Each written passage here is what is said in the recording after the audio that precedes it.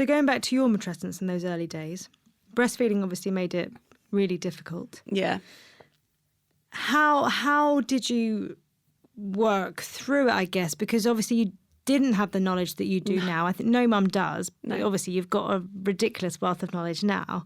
So in those early days, did you just feel like, this is it? This is the new you? No. So I'm a bit of a knowledge seeker. Like I always have been like that. My mum says ever since I was little, I'd always be like, well, there must be a book that can explain. Well, there must be a way. Yeah, I've just always been that way. So when I started to really struggle about, Jessie would have been 6 to 9 months. And you know, when you sort of come out that fog, she started to sleep for more than 40 minutes at a time. Oh, mate, more than 40 minutes. She was, honestly, that sleep. It was brutal. It was brutal. At night time, 40 minutes? Nighttime, yeah, and day. She just, and still now that kid, she doesn't sleep. She doesn't need the sleep. And so, yeah, now I've studied what sleep deprivation, it's all in the book, does to the brain, and the compassion that I have for myself. Oh my God, I just want to go back to that person and hug her and just be like, your brain wasn't functioning, sweetheart. Like you thought you were failing, but you were just, it was, you know, your brain and your hormones and chemically, like you couldn't. Yeah. So I started searching for, not for like baby or parenting things. I didn't want that. I wanted to know what was happening to me. Yeah. But I didn't find too much. There was a bit in the States, Dr. Shafali's work, I don't know if you know, I found that quite helpful about how ultimately it's your relationship with yourself. I was like, okay, that's interesting. But I wasn't finding anything about, why do I feel so hard on myself? Why do I feel so lost? Like, is this normal?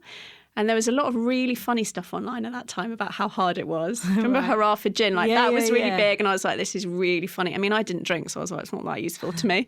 But I didn't find much. And so I started sort of ranting to friends about, I just wish there was more about how we were feeling. Don't you think? Don't you think? And I'd be like elbowing people going, don't you think there should be more? And someone said to me one day, I'm pretty sure to shut me up. Go on then. Why don't you start something? So I thought, do you know what? I'm going to start a blog. I just never, ever, ever thought that it would become what it has, ever. I thought, I'm just going to start a blog. I'm going to do some research in my 40 minutes that she's asleep. Yeah. I'm going to leave the dishes and I'm going to read a few books and then I'm going to see what I can learn and start writing about it. But then I realised, actually, podcasts were becoming bigger. I think we started around the same time. So I was like, I'll start a podcast. I had no idea what I was doing. Honestly, I had no idea. I'd never interviewed anyone. I didn't know how to use the tech. So when did you study as a coach? Well, I'd done a little bit before I had Jessie, my eldest, and then I started the podcast, and then people started saying, "Oh, can you coach me in this?" So then I did another training. Yeah, because that's what I'm like. I was like, I want to be belt and braces and just make sure I've done a recent one, and that was a couple of years in.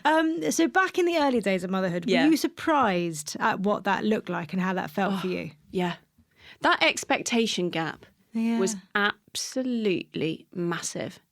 And I think that's one of the reasons I'm so passionate. You know, what you do and what I do and what so many other incredible people do is just helping to shorten that expectation gap. And I think, you know, lots of people say to me, well, you can't tell, you know, a pregnant mother what it's really like because, you know, you don't want to be negative. I feel differently than that. I feel like there's a really important education piece, which is like, it is not going to be sunshine and rainbows. Yeah. And I think the more that we can shorten how we think it's going to be, because that's often where that critic comes in, is when we think how it's going to be or how we're going to be or how our partner's going to be or our family's going to be or our baby's going to be, and then how it actually is, the bigger that gap, often the more critical we get. I think if we could be the generation to get this word out there, this matrescence word, because it's like, it is a process. There's nothing wrong with you if you find it really hard, if you question a lot, if your relationships change, if you feel like you might hate your partner for a bit, if you feel like your job doesn't feel the same that you felt about it before, even your friendships change, your relationship to yourself changes. I think if we could normalise that, it would make a massive difference to how people feel in those early days. Well, obviously there's a lot of focus now on maternal mental health within that first year when you've got a newborn and up to the first year, I'd say. But the interesting thing about matrescence and about being a woman and a mother, I don't think it is confined to that one year. Definitely not. I still feel like I'm in it now so often, like the waves of it, and to feel lost in it and to feel like you're getting it all wrong. And so I feel like we are it's not a case of I'm out of the first year and now I've got it all sorted and sussed and now I am the mother that I thought I would be, and don't worry kids, we're off. Yeah. And actually it's because it keeps changing, isn't it? We keep changing and our children keep changing. What's really changed my experience of motherhood is having a few tools in my back pocket so that I can support myself through that. Yeah. Instead of like berating myself through that. Like the challenges are always going to come. The waves are always going to come, I think. Like they haven't stopped for me yet. No. And so we can't change that. No. But what we could change is like, could we be a little bit more supportive of ourselves? And I think we talk so much about the village and support in motherhood, but I've chosen, and I really work hard on including myself in my own support system. So hard, because when you are saying those words to yourself, it's so hard not to see them as truth. Yeah. Not to see them as fact. Yeah. Because it might be where you land repeatedly. Yeah. It's so hard to, and that it's becomes your default. Yeah.